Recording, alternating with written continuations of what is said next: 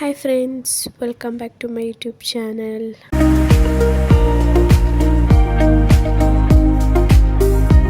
ಇವತ್ತು simple and ಟೇಸ್ಟಿಯಾಗಿ masala Maggi ಯಾವ ರೀತಿ ಮಾಡೋದು ಅಂತ ನೋಡೋಣ. ಒಂದ್ಸಲ ಆದರೂ ಈ ಮಸಾಲ ಮ್ಯಾಗಿನ ಟ್ರೈ ಮಾಡಿ, ತುಂಬ ಟೇಸ್ಟಿಯಾಗಿರುತ್ತೆ. ಮಕ್ಕಳಿಗೆಲ್ಲ ಮ್ಯಾಗಿ ಅಂತ ಅಂದರೆ ತುಂಬಾ ಇಷ್ಟ. ಅದರಲ್ಲೂ ಈ ವೆಜಿಟೇಬಲ್ಸ್ ಎಲ್ಲ ಹಾಕಿ ಮಾಡಿಕೊಡಿ, ಮಕ್ಕಳು ತುಂಬ ಖುಷಿಯಿಂದ ತಿಂತಾರೆ. ಬನ್ನಿ ಯಾವ ರೀತಿ ಮಾಡೋದು ಅಂತ ನೋಡ್ಕೊಂಬರೋಣ.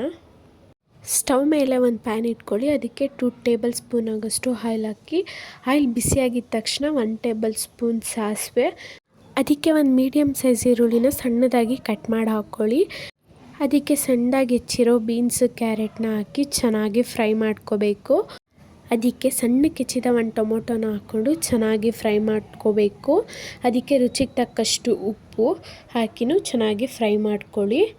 ನೀವು ಯಾವುದೇ ಒಂದು ಪದಾರ್ಥ ಹಾಕ್ಕೊಂಡ್ರೂ ಅದನ್ನು ಚೆನ್ನಾಗಿ ಫ್ರೈ ಮಾಡ್ಕೋಬೇಕು, ಏಕೆಂದರೆ ಅದು ಹಸಿ ಸ್ಮೆಲ್ ಏನಿರುತ್ತೆ ಅದು ಹೋಗಬೇಕು. ನೀವು ಚೆನ್ನಾಗಿ ಫ್ರೈ ಮಾಡ್ಕೊಂಡಷ್ಟು ನಿಮಗೆ ತಿಂದಾಗ ಚೆನ್ನಾಗಿ ಜೀರ್ಣ ಆಗುತ್ತೆ.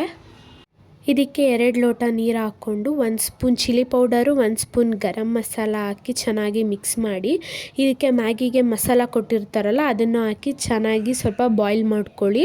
ಅದು ತರಕಾರಿ ಎಲ್ಲನೂ ಚೆನ್ನಾಗಿ ಬೇಯಬೇಕು. ಅದು ಚೆನ್ನಾಗಿ ಬೆಂದ ಮೇಲೆ ಇದಕ್ಕೆ ಮ್ಯಾಗಿ ಹಾಕ್ಕೊಳ್ಳಿ. ಮ್ಯಾಗಿ ಹಾಕ್ಕೊಂಡು ಇದನ್ನ ಚೆನ್ನಾಗಿ ಸ್ಪ್ರೆಡ್ ಮಾಡ್ಕೊಳ್ಳಿ.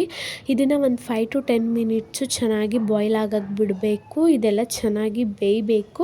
ಅಲ್ಲಿ ತನಕನೂ ಚೆನ್ನಾಗಿ ಕುಕ್ ಮಾಡ್ಕೊಳ್ಳಿ.